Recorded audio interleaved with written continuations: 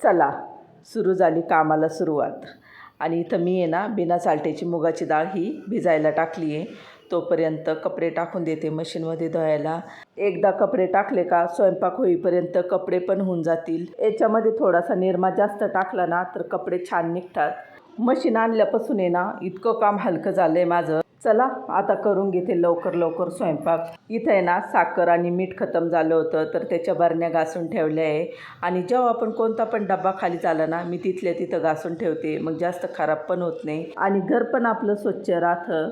इकडं सासूबाई आहे ना पोथीच्या पानाच्या वड्या करू लागल्या. पोथीच्या पानाच्या म्हणजे कोणी कोणी आळूवडी पण म्हणतं, पण आम्ही ना पोथीच्या पानाच्याच वड्या म्हणतो. बघा तुम्हाला दाखवते. हे बघा इथं सासूबाई आहे ना वड्या करतायत. थोडंसं पीठ वगैरे भिजवलं कारण की जास्त पोथीचे पानं नव्हते, थोडेच आले होते झाडाला, 4-5च होते.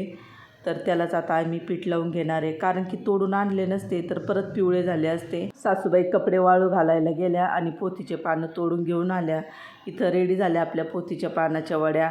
खूप टेस्टी लागतात ह्या खायला आणि जास्त गरम आहे त्या मला काही पकडल्या जाईना नाही.